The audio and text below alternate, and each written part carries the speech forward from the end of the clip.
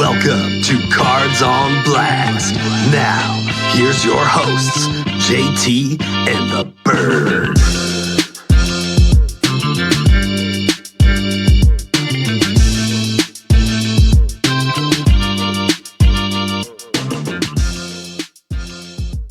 Yes. Hello, welcome into Cards on Blast. This is episode number 28. You're hanging with your guys, JT and the Bird. I see Bird there. He's scoping. He's checking notes still because he's adding to it as we speak here. I was prepping for a later segment when what I got in the stack. I can't wait. Oh, yeah. I saw something there special in there. We're That's not right. going to foreshadow too much here and just ruin the surprise. So I don't even know what this is. I'm looking forward to it. I got something cool too, but I don't know if I'm as excited about it as you are. I'm excited. I'm very Okay. excited. Hey, well, friends, welcome in. If you're new to our show, thanks for checking us out. And if you're a seasoned vet with the Cards on Blast crew, thanks for coming back. We appreciate you. Each and every one of our listeners holds a special place in our heart. So thank you for tuning in to us in our mumbo jumbo. But here with my friend Bird, we're going to get through this. And our theme for today, our main topic, folks, is it time for an upgrade? Is it time for an upgrade? It's time. Hold on. It's time. Don't answer that yet. No, it's time. Okay. Well, We'll talk apparently more about Bird's already why made his it's- mind up. But No, yes, that's all I got. we're going to talk about why it may be time. And we're going to let you make your own determination because ultimately it is up to you who you choose for your services. So, Bird, you got anything to throw in there on the intro here that we could not ruin the rest of the show? Yeah, no, I'm so definitely went and saw the new Jujutsu Kaisen movie. What is this? Jujutsu Kaisen. I don't know what that is. Anime, pretty popular one. And they thought it'd be a good idea to put a movie out. And Okay. the movie sucked. In theaters?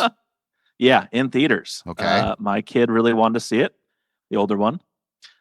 So we went to the movies at 11:10 p.m. on a Friday night because it only had 4 showings per day, and the next days were wrecked. By the way, don't call me to go to a movie at 11:10 p.m. I'll be Oh, I asleep. would never call anybody to do that. Did you fall asleep? I'm gonna give you a little bit of love here. I'm getting ahead. There's a whole story here, right? I love my kid very, very much, and so I will do things like go to movies at 11:10 p.m. I pounded an energy drink before I went Okay. at about 10:30 at night. But thank you so much, movie theaters, for making it so hot at the 11:10 showing of a movie that I was wiping sweat off of me during the film, and I was like, I shouldn't be sweating right now. Like, I know it was like 44 degrees outside, but let's not turn up the heat so hot that you can't actually stay awake at the latest showing of the night. Plus, cook everybody at the same time. Wow. Yeah, so I did doze off, I think, kind of off and on, but not really. Hard to tell how kind of like long a it head was. bob, kind of Mhm. like wake up. Oh, what's going on? Right. So my kid didn't nudge me or anything, so I don't think I was snoring, which is good. Good. I'll take that as a win. All right. But he also hated it because The movie? they promoted it as an hour and a half long film, but 45 minutes of that film is recap from the show that's already been done. So there was only 45 minutes of new content. So you could have went out to the lobby, got some popcorn, went to the Yeah, bathroom. I could have taken a nap for the first 45 minutes and then taken a nap. caught the last part and been like, oh, that's what's happening. As long as you weren't snoring, I guess you'd be okay. That's a win. Yeah. Interesting. Okay. Well, Yeah. stupid me went and played golf at 6:58 on Saturday morning. Uh-huh. Dude, it's cold all day. My toes, my fingertips just could Oh, never yeah. get warm. Even though I was blasting the crap out of the ball with the driver, I had one of the best driver days I've ever had. I couldn't do anything else. You got to get some winter gloves. I got some winter gloves. I got the Good one. FootJoy ones. Okay. I still can't feel my fingertips. The when I'm winter driving ones, around outside. I was gonna say the winter ones usually do a pretty good job. Yeah, but I'm skinny. I get cold easy. I can't do fair. anything about that. That's fair. Okay. Well, also went to a wedding that was outside this weekend, which Oof. My friend, Yeah. if you're listening, who got married, why'd you get married in December, buddy? Come on. Let's have this thing inside if we do that again. Well, congratulations to your friend. You know him. I'll tell you who he is later. I saw the post. Oh, okay. Yeah. No, I just didn't want to call his name out. So no worries. I don't think he's into trading cards. He's probably not going to check out our podcast, but well, he should. Yeah, he should. Damn it. Yeah, you went to his wedding. He could listen to our podcast. I know, right? No, it's good to catch up with some old friends that I saw there as well that I hadn't seen in a while. That's always fun. And girls that had a crush on you back in the day that there you go have lost a lot of weight now. It's like, what the hell happened to you? Where'd you go? You know what? Don't look at me like that because she's still not attractive to me. I don't know what to say. She's still not attractive to me. I'm sorry. Oh, you're the emotional depth of a I'm teaspoon, sorry. my friend. The emotional depth of a teaspoon. I know. I just don't care anymore. So let's get into hobby headlines before I start going off a cliff here. I love emotionally. it. Let's do it. I don't need to do definitely. that. Yeah, let's talk about I'm virtually hugging you, buddy. Here we go. I might go off the deep end emotionally with this topic anyway. So let's go. And now, hobby headlines. All right. And thank you, Duffman, for the lovely intro. And also the Sacramento Athletics fans who you hear in the background there. Just want to make that. Yes. Golf clap to them. Yes. All right. A new record for Shohei Ohtani cards has just been hit. Someone has placed a $1,200,000 bid with premium buyer's premium, on the 2025 Topps Chrome 1/1 Gold Logoman patch auto, making it the most expensive Ohtani card ever sold if it holds. How high does this go, Bird?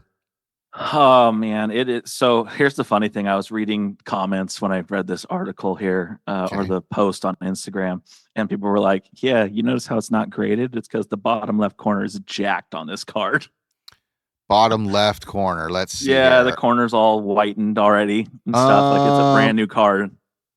It's hard to see it in the picture, but you can, if you get a look at it, it is pretty light. Isn't that part of the design kind of in the background? It just happens to end up in that corner. It looks like might. That's what it looks like to me. I don't know. I'm just saying it doesn't look like to me. It's a 1 of 1, so I guess anytime you get a even if it gets a 9, do something about it. It's still. I mean, I think people will keep bidding on it based on what we've been seeing recently in auctions, and for sure. Also that Shohei tore it up in the World Series, and the playoffs. Yeah, you don't get many Shohei Logoman 1/1 autos. I would say it's it, and I don't see him. Outside of injury, I don't see his career tanking in any time soon. The kids. I mean, he's a kid to us. And it's is this year's cards? It doesn't specify. I guess it does say 2025. No, it is 2025. Yeah. No. It's wow. So somebody's already pulled this 1/1. Didn't this product just come out? Yeah. Of course they have. Okay. Come on now. All right. Let's move on because this is just going to make me mad. One of the most important comic books ever printed. This is the Batman #1 from 1940 DC Comics. It is a CGC graded 3.5. Okay, not great, but when you're vintage like that, it almost doesn't matter at that point, I think. So anything that's pre-World War II. Well, it's during World War II. But during World War II, excuse me, But it's so the last I looked at some online, and some that were like a little bit lower grades were selling for like $150,000 to $250,000. Okay. For the lower graded ones, so that were like 2.5s and 2s. So I think this is going to hit pretty hard. Supposedly it's on Golden Auctions, but honestly, I couldn't find it on their website because I was trying to get a better picture with the grading on it. Okay, I mean it's a good photo. It was promoted by Golden, the guy. I'm sure. And if it's promoted by him, he's probably got some foot in the. Yeah, it's there somewhere. Yeah, he's tiptoeing on it. With off-white to white pages, I'm guessing that's just because of its age. It's one of the only 153 CGC graded universal copies in existence. So only 153 graded that they know about. Probably a few in somebody's attic that's all jacked up, I'm sure. The issue marks the first appearance of the Joker and the Catwoman, two of the most iconic villains in DC comic history. So that is going up for auction. It's pretty cool. That's rad. That is cool. I love that. I Yeah. love that there's still number ones available of these things, and people are trying to protect them by grading them, which is nice. Wish I could get my hands on some vintage comic books. They're so hard to get your hands on. You have to go yard sailing and I estate sailing. I thought I had come up on some, and the guy was unwilling to sell me what he had, even though he was kind of unsure about what he had. Maybe when I gave him the offer of what I offered him for it, maybe he kind of raised his eyebrows and like, maybe I can get something for this. Right. He obviously didn't take my offer, or I'd be sharing all that stuff on the show that I had it, and it would have been cool. All right. So this isn't something I really know about, and I'm going to do my best, but correct me if I get these names wrong. Someone outbid Logan Paul at the last second for is it Kabuto King? Kabuto King. Kabuto King. He's a collector who's attempting to buy every own first edition fossil Kabuto card in existence. Okay, so did he name himself after this card? He did. He named himself the Kabuto King because he's trying. Now the fossil, because Kabuto is technically a fossil, but I'm not 100% sure if he's just trying to own, because there was a set called Fossil in the Pokemon world. All right. So I'm not sure if he's trying to collect every Kabuto in existence, or if he's trying to collect every first edition Kabuto from that set, because that's I don't know, I guess. Well, let's see. Let's read some more of this blurb. Maybe we can figure it out. He documents the journey daily, and he has built a loyal following while stacking more than 1,700 copies. All right. I got a question really quick before we continue. Let me put my place marker here. Kabuto. Now, is this a very sought after Pokemon card? It just looks like a basic card to me. It's not. I mean, I don't think it is. I don't play the game, so maybe Kabuto has some. It turns into what's called a Kabutops, which is like a bigger kind of, looks like, I don't know how to explain it, but it looks a little bit like a standing cockroach, if you will. I was gonna say, this thing looks like kind of like a parasite or something. Yeah, but it turns into more like it's like almost like a fighing style kind of bug. Kind of style. Yeah. Yeah. But I don't necessarily think it's like the most crazy card. And this one's, I mean, this is kind of a base card, to be honest. That's what it looks like to me. Yeah, I was about to say, this looks just like a basic card. That's why I asked that question. It'd be interesting to see what his obsession with that card is. Maybe that would be an episode we do sometime, is like people that are crazy about like one specific thing. You know, like I want to collect every Mickey Mantle in existence, or every Lou Dort card. Right. Yeah. I feel this guy now. I love him. He recently listed a signed Kabuto card on eBay, signed by who? And pledged to donate every $1 to St. Jude's Children's Hospital. Wow, I like this guy even more now. A clip surfaced showing Logan Paul placing a $51,000 bid in the final seconds of the auction, only to be outbid by $100. The auction closed at $51,100, of course, if you can do your math. And the full amount, and thanks, Bird, for doing the math for me on here. And the full amount went to a great cause, being St. Jude's Hospital, which is great. Yeah. That's a really good cause. And the signed card was the one you're seeing that you'll put up in the picture that says Kabuto King. So did he sign this? He signed that, yeah. Okay. Collecting them. And that upped the value of the card? It was, I think his popularity upped the value of the card. Interesting. Because people follow him. And of course, Logan Paul's a huge Pokemon collector. And so if he's in it, then he's going to be promoting it on his stuff too. And, you know, I mean, anything that goes to St. Jude's and things like that, you know, they're doing for charity. That's, you know, I think that's really cool. Absolutely. I think it's great. Yeah. So. And you got 1,700 more of those cards. Just sell one of them. You'll be good. All right. That's good cause. I like that story. Looks like Tom Brady had a lost SuperFractor that has finally surfaced. It is a 2005 Topps Finest die cut. Now, I was looking at this earlier, and I was like, what is the die cut? It doesn't look like... So it's the edges.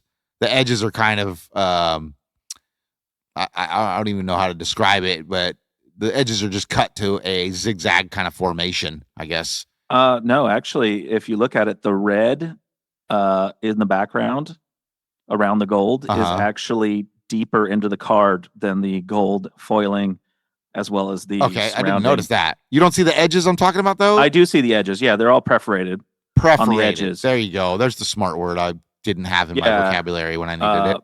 But the red is actually deeper in the card than the other parts. That might just be really good shading. I don't know. That's hard to tell. I'm almost positive that's where it's die cut at. Well, I guarantee you will never hold this card, so we'll never know. It is the first SuperFractor of Tom Brady's career. It is a 1-of-1. It's been missing for nearly 2 decades. I don't know about even nearly. It's a 2005 card. That is 2 decades, right, brother. A true 1-of-1 for the NFL's all-time leader in wins, yards, and, of course, touchdowns. And, you're the guy who's got a Super Bowl ring for almost every finger he's got. And he's into cards. He's a card guy. Right? So, yeah. We got to figure out that Tom Brady, the shop that's coming here. We got to figure out when that's happening. I can't wait till it actually opens up. Cool. I want to do something about that for the show. So get our name out there. Maybe slap some stickers on his window. Be like, ha, and run away. All right. The release calendar for December 5th through 12th, 2025 here. We've got, first off, the 2025 Stadium Club UFC is available for pre-orders, it looks like. UFC brings some of the company's longest running brands to the octagon for the first time. Collectors can expect to find 2 autographs in every hobby box, as well as plenty of parallels, inserts, and of course, striking photography, which we see a nice picture of Valentino. Oh, I'm going to butcher this. Shevchenko. Is how I pronounce it. Yeah, that's a lot wrong. That's too many consonants in a word for me to comprehend here. But yeah, they got really good photos. I love the borderless kind of card look like this. I really dig that. I don't know why. I just think it looks so clean. And then we got an old school feel to it. Remember, what was it? Fleer Ultra.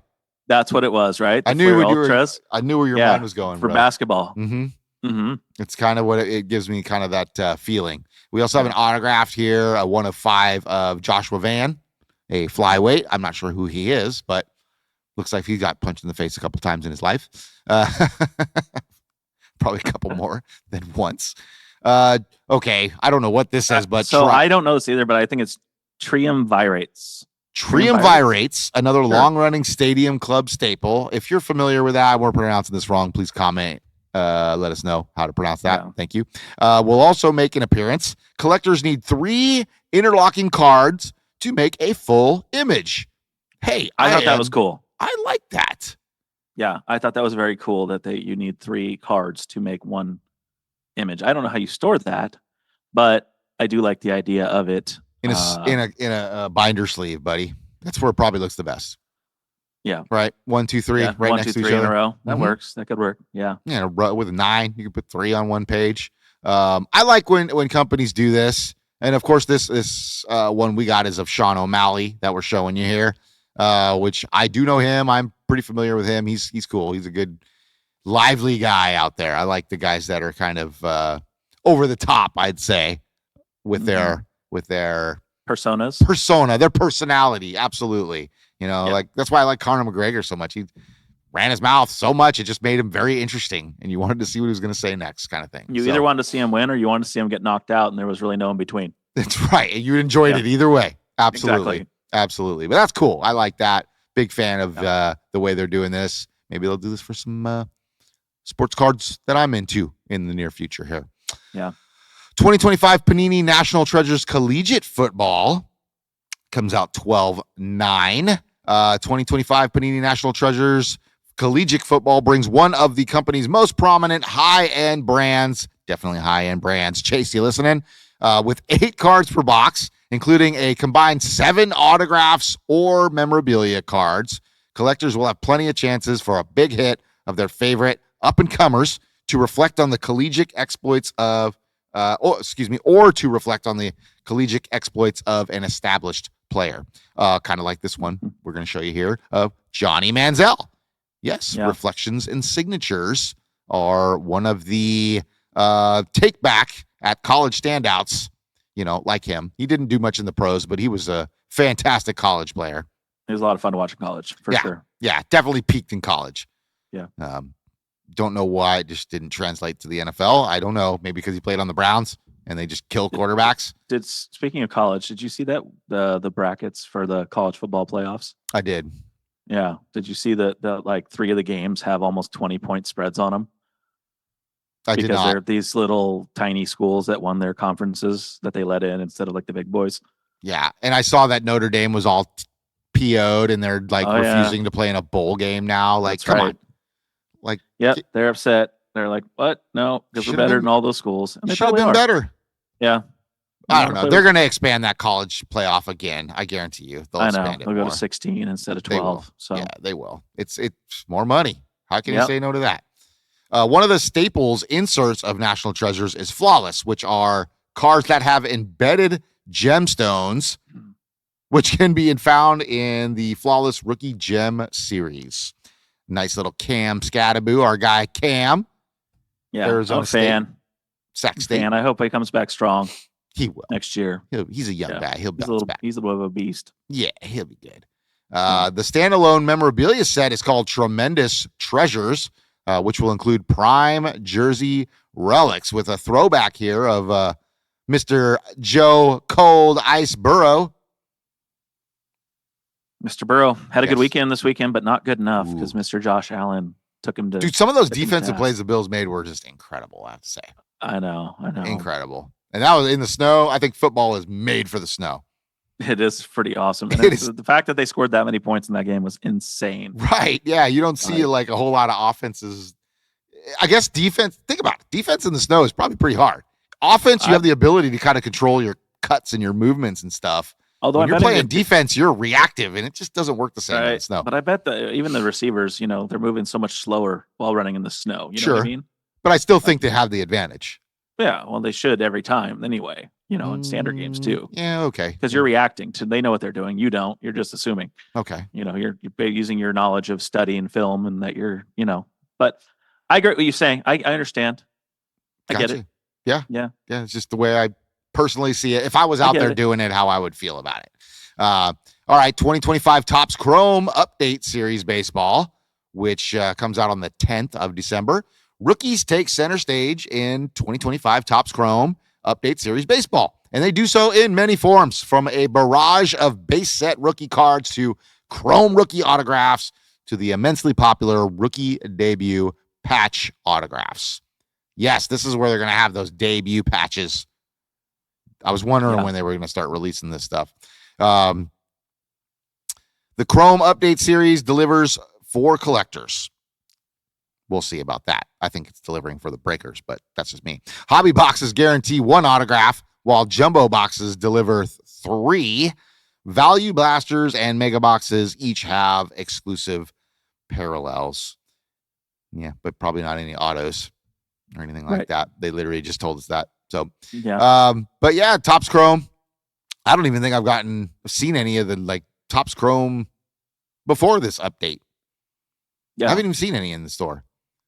I have not at this point. But I mean, technically they don't release until the 10th. So we're still a couple days away. Yeah, this is the update though. This is part 2. Yeah. They released Chrome earlier in the year. I know they did. That's what I said. Just can't find it. Seen them all anywhere. Yeah. So I don't know. Not a huge fan of the Chrome product. It's just it's so expensive. Well, my problem is that the cards just aren't straight. They're never straight. Foil ward cards. But I mean, they're just bowed, and it's just not. I don't like that in my cards. I want them to be flat and nice. That's where the flagship has it. Topps returns the popular Lava Lamp rookie for an encore, and 1990 Topps Chrome baseball autographs carry over into the update series. So they're basically continuing the 1990 Topps Chrome, probably with some more players, or maybe just another alternate photograph or something like that. Although I'm not going to lie, this picture you're going to put up on this Lava Lamp rookie James is a little bit confusing to me because this was not his rookie year. So that's kind of because that card definitely has an RC on it. I don't know about. Was that his rookie year? I think last year was his rookie year, dude. I think he just played from the beginning of the year. Was it? I'm almost positive it was 2 years ago. I could be wrong. I thought he was 2 years ago. We'll fact check that. Among the players in the Legends autograph is Hideo Nomo, who has not had a licensed certified autograph card in 20 years. That's 20 for my friends below the border. Random. What is it? What is it for your French Canadian friends above the border? I don't have any. Oh, okay. Actually. Well, sorry. I tried. Other inserts include ego superheroes. Check this one out. I picked this out of the stuff they had simply for you because I know how much you love the comic world and whatnot, and I thought this would be really fun. Reminds me kind of the Marvel Topps Chrome card right there. Right? You know, a bit. But this one of Aaron Judge, pretty cool. Celebration is another insert. Fortune 15, and then of course the 1990 Topps Chrome baseball kind of reissue. 2025 All-Star Game, including 11 image variations, minor league minis, and Night Terror. So plenty of inserts for you guys. Topps has also brought together Disney and MLB with Mickey and Friends inserts. These inserts feature 3 Disney characters dressed up as MLB players, with Mickey representing the West Division, Donald representing the Central Division, and Goofy representing the East Division. That's pretty crazy. Any kind of gimmick they could throw up against the wall and get stick, they're going to do it. And yeah, we're going to get our Disney fans to jump into baseball because they're going to look for these specialty cards. Apparently. Yeah. And I think that's kind of genius. Fun story, by the way. I read an article today that says if you live in the West Coast, it is actually cheaper to take your family to Disney Japan and go to there, fly to Japan, hotel, and go to Disney Japan than it is to go to Disney Florida and do the same thing. What? Yeah. Is that just because of like the exchange rate and our money? I don't know. I don't get that. I don't know how it works out, but somebody apparently TikToked it out and said, here's what it costs to fly from San Francisco to Tokyo versus flying from San Francisco to Florida, Orlando, and the cost of hotels, the cost of food, and Disney itself, because Disney in Japan apparently is probably not as crazy expensive as it is here. It's also not like the same size as Disneyland. It's not as big. Well, I would assume that it's smaller. It is. I've read that before. I went on like some crazy rabbit hole on Disneyland, reading Wikipedia pages, and yeah, I know which ones are the bigger ones, and of course, Disney Florida is huge, of course. Yeah, it's got Epcot Center, and they also just have all that space. There's no, you know what I mean? Correct. It's not like it's built in the middle of a city like Disney Anaheim. Right. But and then as the old Robin Williams skit would say, the Disney French one, where like, yeah, you build it, we don't care, we won't go, but you can build it. Paris, just save us from World War II. Right, yeah, the one in Paris. The only one I've ever been to is the one in Anaheim, Los Angeles area anyway. So I've been to both. Yeah. The US continental US ones. Okay. But I was a kid when I was at Florida, and it's expanded considerably. Oh yeah, they all have. All have. I mean, the last time I was in the one in Anaheim was like 2012, I think. Something like that. So I'm sure it's changed since then. I haven't seen the new Star Wars thing. I kind of want to go see that. It's pretty cool. I've heard it's really cool. It feels like you're like in a Star Wars world, and as long as they got that I want to walk into that bar where that band's playing. The cantina. Yeah, the cantina where they're on the little flute things. Yeah, and then they have a drink there that makes your mouth numb. What? Yeah. Children. It's alcohol. It's not kids. It's alcohol. See, it's adult. I don't drink, but I might have to drink just for that. All right. 2025 Panini National Treasures also is releasing NASCAR racing on 12/10. The National Treasures NASCAR racing brings a handful of firsts to the collectors while still delivering on the concepts the product has become known for throughout its 10 years of existence. Among the 10 cards per hobby box, that's it? That's it. This flawless is insane. Collectors should expect a total of 8 autographs or memorabilia cards. So you're buying high end, you're getting high end, I believe. Oh my God, I'm so sick of this. All right. Among the top autographs in the product are the first hard signed signatures from rookies like Connor Zilich, Corey Day, and Brent Cruz. All right. We've got a couple of those to showcase for you. Another first for Panini is raced used window nets embedded into cards. This is cool. Net gain feature cuts from the protective driver's side window nets along with an image of the driver's car. So you're getting a piece of the net cut from the driver's side window there. That's pretty dang cool. Yeah, for sure. Arguably the biggest chase in the product, however, is our breakdancing fan, Jeff Gordon from Vallejo. That's right. West, y'all. It's a jumbo patch autograph booklet, which includes a piece of the fire suit he wore during the 93rd and final NASCAR victory at Martinsville Speedway in 2015. Cool. Very cool. Yeah. Cool. Go get it, NASCAR fans. Right. All right. 2025 is also, they are bringing the Rookies and Stars first off the line. Rookies and Stars is a pretty cool product. I liked it last year. I don't really like their base cards. Kind of, right. But collectors can expect to find 2 autographs, 2 memorabilia cards in every hobby box, plus 18 total inserts, 12 rookie cards, 5 numbered base or rookie card parallels. You can get signatures like Airborne, like this cool Jared Goff Airborne card there. And then we got Topps 25 Archives Baseball coming out on the 12th, which is, dude, you got a lot of pictures here on this one. Let's just showcase some of them. We got Nick Kurtz here, my guy. Ace, right there in the hat. That's right. Yeah. That's right. We got Hanley Ramirez autograph on card, looks like. No sticker there. Yep. We got some Shohei Ohtani, 4-time MLB All-Star. These look like pretty cool. Yeah, I like this set better. That Rookies and Stars one, I didn't like much of what they were showing me, at least. Okay.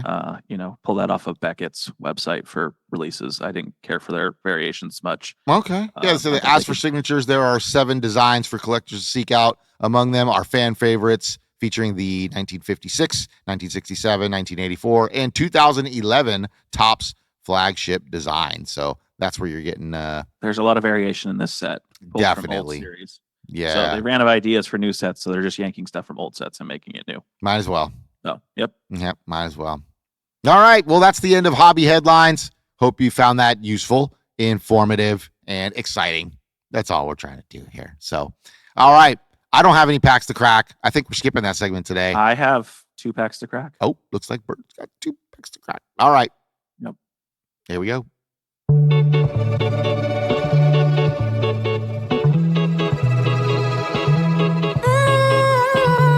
Time to crack that pack, where we open a pack live.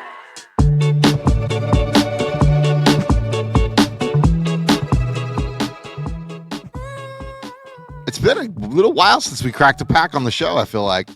I know. Kind of weird. So I happened to go out on Black Friday, and I was wandering through Target, and I happened upon your favorite set at Target. These guys. I've kind of lost interest in them, though. I have as well, until I realized they were only $10 for the box. Yeah, they severely cut the price. Yeah, and it was like even cheaper than it's been on other deals. I know, it's weird, right? So it was pretty low, and I was like, you know what, for $10 for Prism I'll take cards? a shot at it. Yeah, I was like, yeah, we'll take a look and see what we got. So I've opened, 4 of the 6 packs because I needed something for my card pull of the week. So I was hoping to get something. So I have 2 left. Ta-da! Okay, that's it. Just 4 cards 2. each. Okay. Yep, 4 cards. So it'll be quick. This will be a quick segment. Si, senor. Yeah, I didn't save anything. I opened up everything I had. You're golden, man. Don't worry about it. Let's see what we get. I couldn't wait. I was at the Galleria. I'll tell you this little story. We went for my work and we did the escape room. That's in there. Okay. Yeah. That was fun. Cool. Yeah. Once it was over, my boss was like, well, my big boss, he was like, hey, we're going to go over to Lazy Dog. You want to go with us? I'm like, nah, I think I'll just go home. I walked over to GameStop there in the Galleria. So they had 1 box of Mosaic basketball left. Always got to buy the last box. Right. And then one box of the Mosaic football, which I do like. I like both those products. So, gotcha. I can't tell you if one of these. Let's see. Nope. None of my card pulls or anything is going to be from that. Okay. So, wait. Nope. Yes, it will be actually. So foreshadowing. But all right. Okay. Bird, crack your pack. I opened both packs while you were telling your story. Good. To speed things along. I like it. So I will. I'm not going to show every of these. I'm just going to read them out. we got Scotty Barnes, LaMelo Ball, Jacoby Walter, rookie card, Joel Embiid, Luka Doncic, still in the Mavs jersey, Zach LaVine, still in a Bulls jersey, Franz Wagner, we like him a lot. Wagner. And the important card is the red inserts. Yep. Only one? This is going to hurt. This is going to hurt you, JT. Oh, no. Because it happens to be this guy right here. Mm-hmm. See him? You know what? That is a pretty cool card, though. I like the picture. Yep. Yeah. I've never seen that card. That's funny. That's a good one. So we got De'Aaron. I know. It's De'Aaron Fox. Just FYI for anybody that's not on YouTube, and Bert's holding it up to the screen here. It is a De'Aaron Fox in a Kings jersey card. Yep. And that's why he said I would be upset. But I'm over it. I know. But out of all the guys I could pull in that particular one, that's the one. Of course it is. Yeah. You know, and that's a good picture, good looking card on the red. I like it. I just don't like the guy that's on the card. That's all right. But it is what it is. Yep. All right. Hey, that was Crack That Pack. Yep. That was Bird's shining little moment by himself in the spotlight. Yes, and he had to pull De'Aaron Fox. Well, let's get into our main topic. PSA, again, screws the pooch. Can I say pooch? Yeah. Pooch? I guess I just did. Yeah. All right. Yeah. Well, is it time to move on from PSA? What is the PSA debacle? What's gone wrong according to many hobbyists? So there's lots of things that I am displeased with PSA on currently. Backlogs, slow grading. After we talked about this a little bit last week, so I don't want to get too crazy into it, but their times have gotten longer. They claim to have hired more people, but somehow it takes longer to get cards graded. Their prices have gone up with the worst turnaround times, so that makes you feel better about your life. Grading inconsistency, a little bit of lack of trust. Now, part of the reason that let me read these. Let me give you these two conflicts of interest as well, and accusations. Hold on. Let's go back. We'll go. Hold on. I want to talk about this, the inconsistency part, because I try to do my own grading before I send anything off. You know, I have this clear card, and it has increments like 1/8 inch, 1/4 inch. Yeah. You know, it's got the increments on there, so you can kind of hold that up to the card, and you can kind of get a good idea of how centered it is, quote unquote. Right now, I'm not an expert. I'm not the guy working at PSA who's actually going to grade this, but you should probably do that before you send a card in. Agreed. Yeah, look at it. Okay, if you have and not only that, you have that. You know, that's one product. There's also a lot of apps out there now that have the digital AI grading before you do it, whether it be centering or just general AI. True. I follow a brother and sister that do Pokémon primarily, and they use their digital AI tool to grade ahead of time. And generally, if the card gets like a 9 point, because it gives it in decimals, so like you can get a 9.4, right? Right. So generally, if their cards get a 9.4, they submit them to PSA, and they said, "Here's what my digital grading said, and here's." They what actually PSA tell gave. them that. Yeah, they put it on the show on their little Instagram page, and it shows that the AI gave it a 9.4. PSA gives it a lot of times 9.4 and higher ends up getting a 10. Okay. If you're in the 9.3 to 8.8, you're going to get a 9, and then lower than that, it kind of bounces back and forth. Okay. But if it's going to give you an 8, why would you submit it? Kind of thing, right? Because you're shooting for 9s, correct, at least minimum. So there's products out there that allow you to pre-grade your stuff or at least get an idea. I think I promoted the card that I sent in to PSA, the Pokemon card. It was a Vulpix. I got a 9 on it. I'm not sure why that I got a 9 on it, but that is the card. I can see the centering right there. It's the first thing I looked at. Yeah, and the side where your finger is, I don't know if that's left or right because of just the Zoom call. Right. It just looks a little thin. That's what I would call it. Just at first glance, somebody else looking at the card and me being, I want to be completely honest with you. I'm not trying to, No, I'm not. It's graded what it is already. Yeah. So. And I think it is thin. I think you're correct. I think the centering is off. But it wasn't off by a crazy amount. No. So it was one of those things where it's like, well, how much is this off? But here's the thing with PSA, you never know why you got the grade you got. That's true. Which is one of the drawbacks of them. They That's just true. give you your grade and you're stuck with it. Although apparently you're only stuck with it if you keep the card. If you sell it back from them, apparently the grade can change. It's fascinating, don't you think? And this is where the conflict of interest would come into play, I believe, is where you were going with that. Yes. Nice segue, Bird. I like it. Yeah. So recently, and this went viral, a gentleman or a person online submitted like 11 different Pokemon or 11 of the same Pokemon card. Okay. They got 9s back on those cards. Okay. Well, as you know, PSA has their vaults and they buy back cards now. Well, the guy's like, you know what? I don't need all these. I'm going to sell back these 9s and I'm going to get some money at least for my cards so I don't eat the whole thing.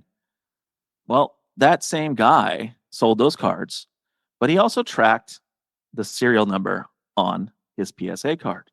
Right. Like, for instance, mine I have right here is 133968726. Can we even see it? Yeah. It's just all no. Yeah, not I really. can't see it now. So anyway, but that guy kept track of it. Well, later on, not the same day, but a few days later or whatever it is, he looked up those same serial numbers. And magically, those 9s had gone to 10s. Or were they always 10s and they just marked it wrong? Well, so that's what PSA is saying. Once that thing went viral and they saw it, they're like, "Oh, those were supposed to be 10s. We had marked them wrong. We gave you the wrong slab." But it was only done after they had found out that this guy's post had went viral. Right. They were perfectly happy with the 9 labeling being out there. Well, they were going to be selling. Well, they're selling those 10s on their behalf. So PSA gets the profit on the 10s from what they bought them at 9s. Wait, I'm confused. So the cards were 9s. Is he selling them on PSA's vault? No, he sold them back to PSA to get money back on his 9s. So they were no longer his; they were PSA's cards to sell. And then all of a sudden, they magically became 10s. Now they're 10s, which upgraded the price considerably. But PSA said it was just a one-off mistake. Sure. How many of these one-off mistakes do we have to have before it's not a one-off anymore? Well, and here's the question that really comes to mind. How many other people had this happen and didn't check their cards? Probably all of them. That'd be my guess. Ever since this became a thing, it'd be interesting to go back and see what those cards originally came back to people. And if those cards that they sold back to PSA, that grade went up. You got some explain. As Ricky Ricardo used to say to Lucy, you got some splaining to do. Splaining. True. Yeah, and that's kind of messed up. We've talked about it on the show. It's all over the internet, this particular subject. But the conflict of interest in them not only grading the cards, but selling them and buying them back and selling them. It's a conflict of interest, and it brings into the question of their ethical nature of their business and whether they're doing things the right way. True.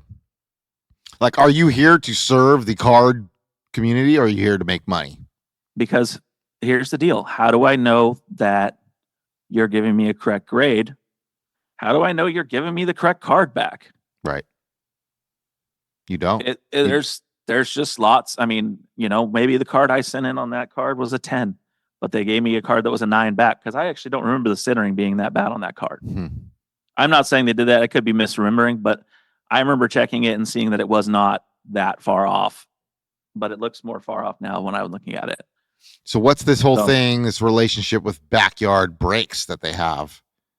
That I'm not too sure on the backyard. It says it's a company embroidered in controversy, first and foremost, and PSA continues its relationship with backyard breaks. Let's do some research on this. You can continue to elaborate. Yeah, I'm going to look some of this up, buddy.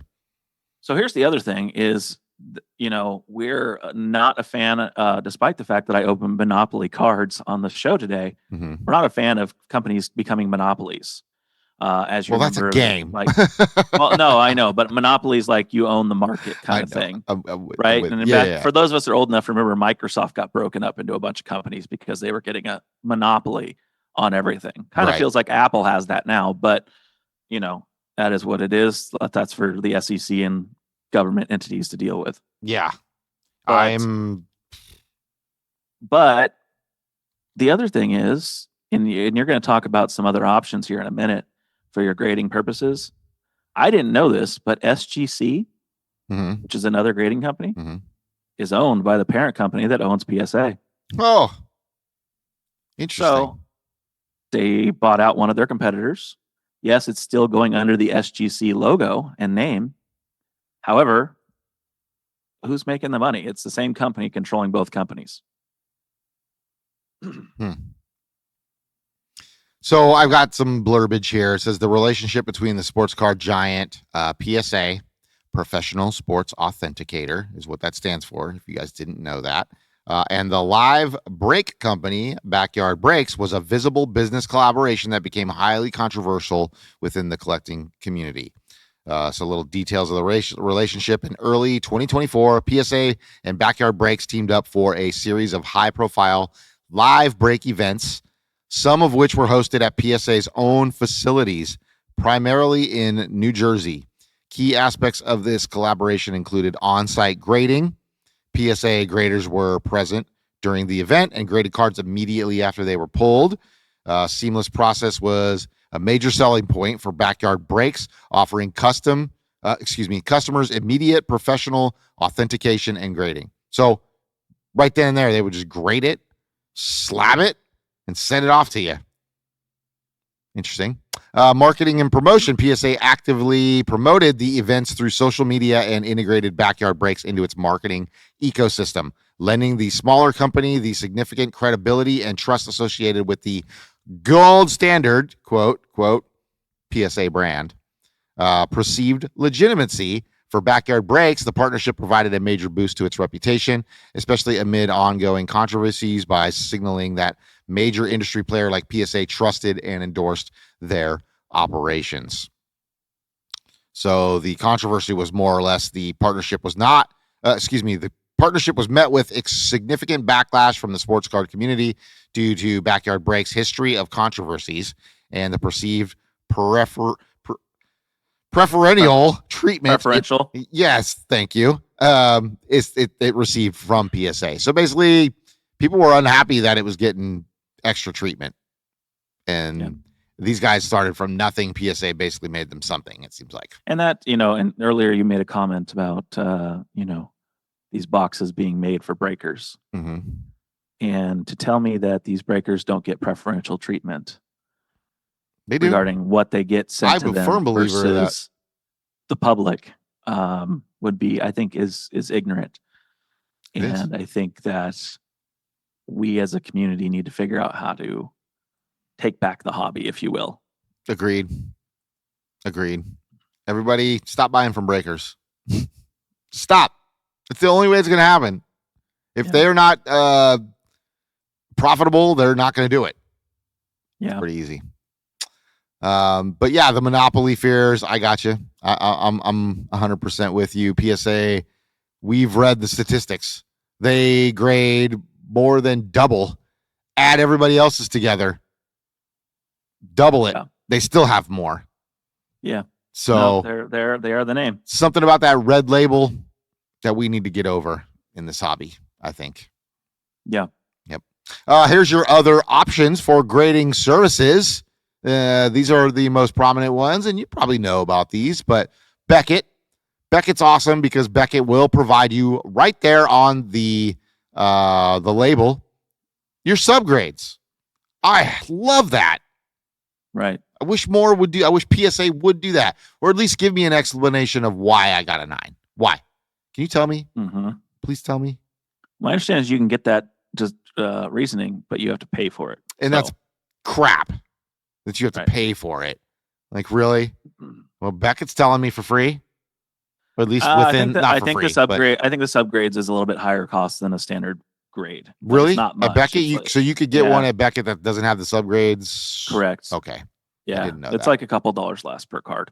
I think that's well worth it. Absolutely. PSA doesn't even offer that. So Yeah. CGC is another one. I think they also grade comic books as well.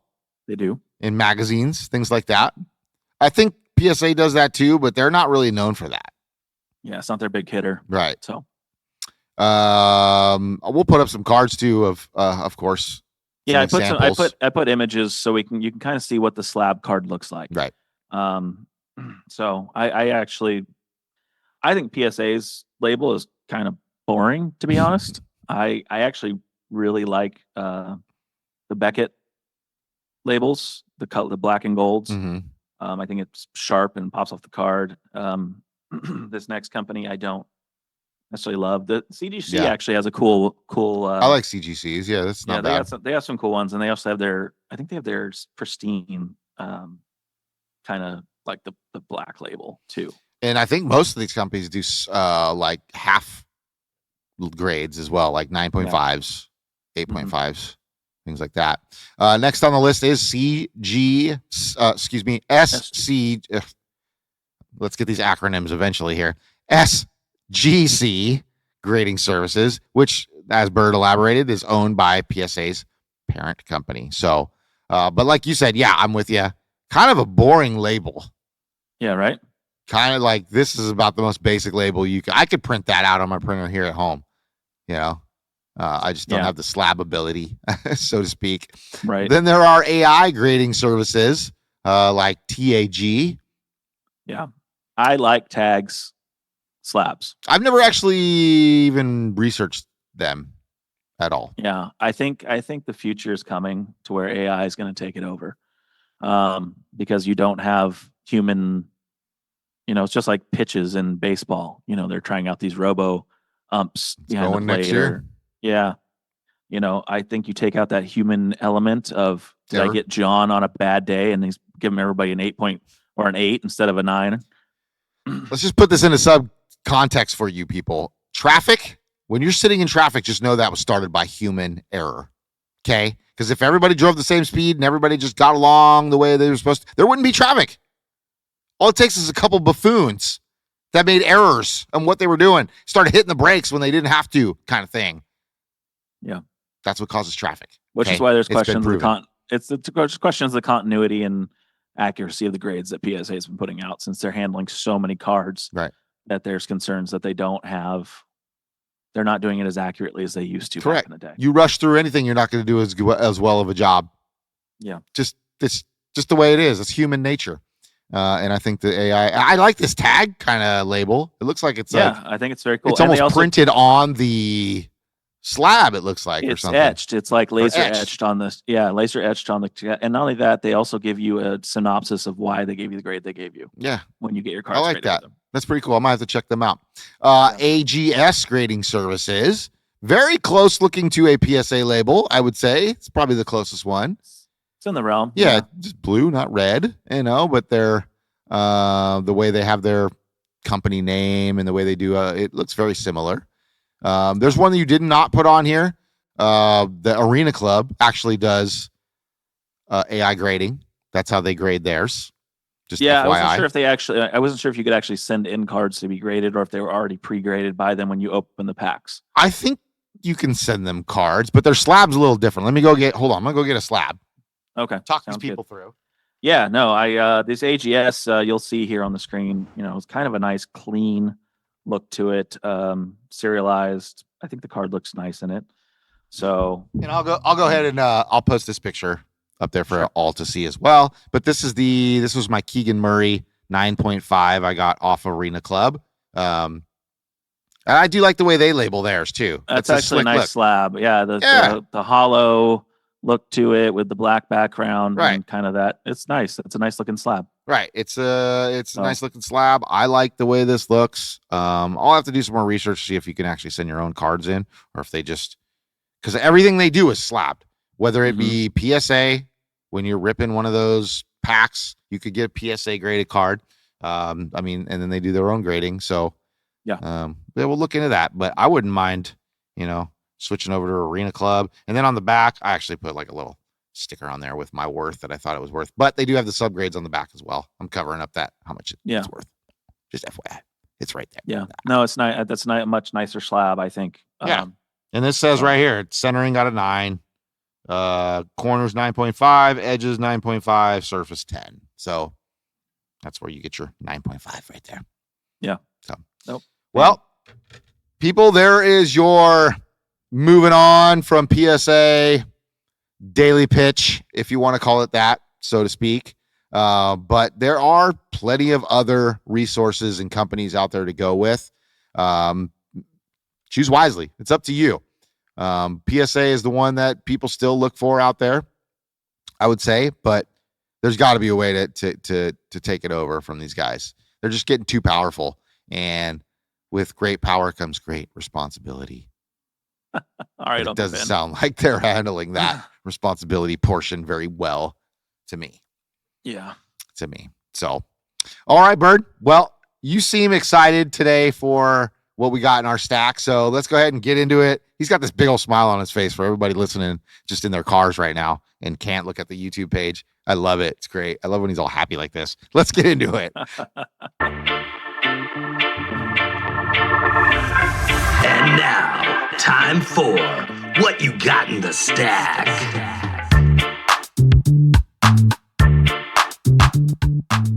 Yeah, I'm on.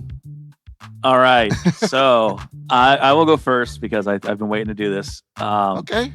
This what I have in my stack has no monetary value, only value to my heart.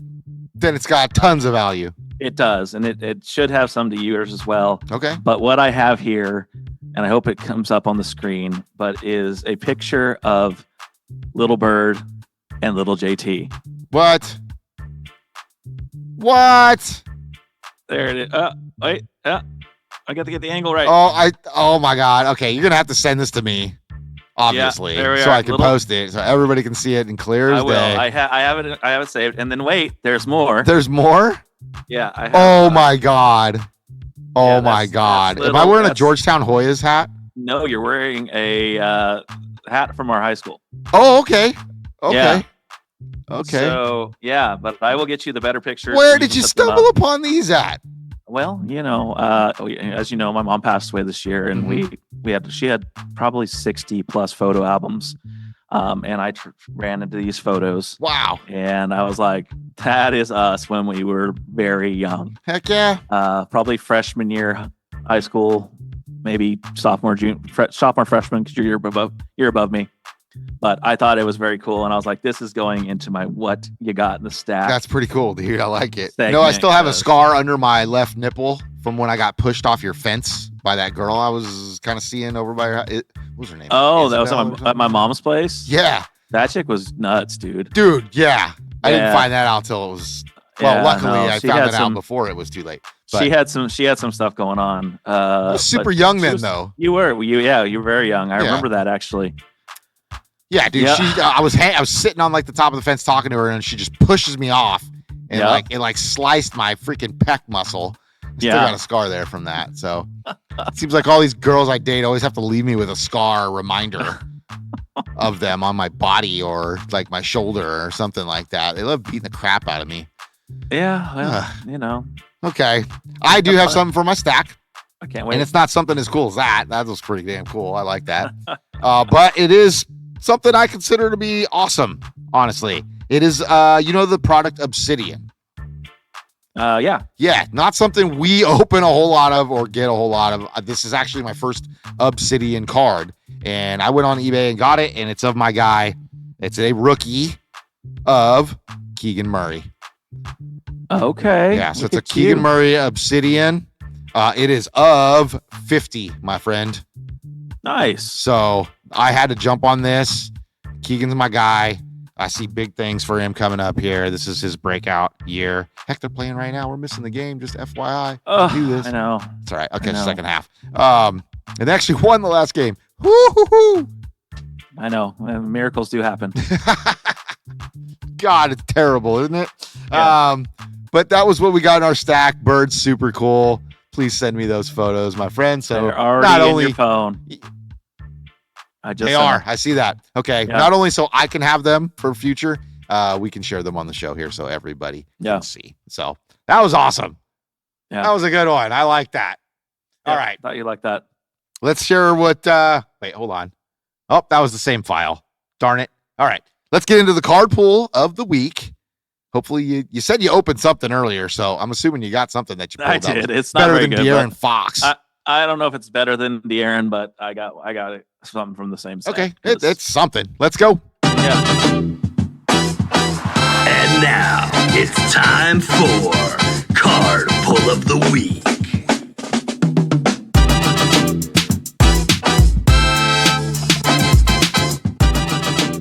Okay, buddy. We'll stay in the same fashion. You go first. All right. So here in my hot little hand, I'm not sure if he is better or worse than De'Aaron. I have not followed basketball enough. I'll tell you. But I have a red, Okay. like the De'Aaron was. But this is Cameron Johnson for the Brooklyn Nets. Not better than De'Aaron.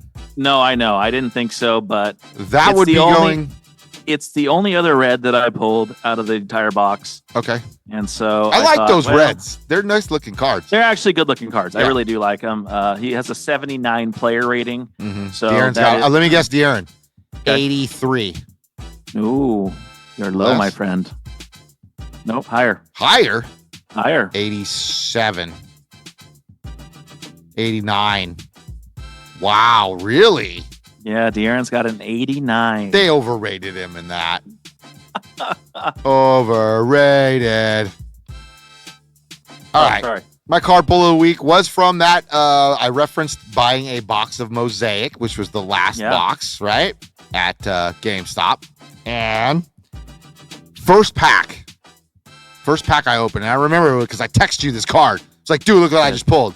You're like, nice. You said something. And you're like, I was like, I don't know. It was the first pack, so I'm still opening the rest of them. It was a rookie auto of Jared McCain.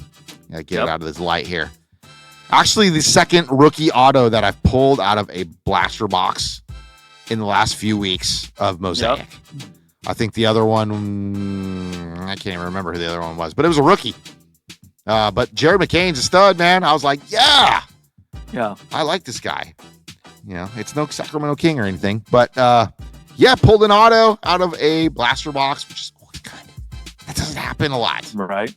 So I'll take it. Yeah, for sure. All right, man. It's a win. That was a win.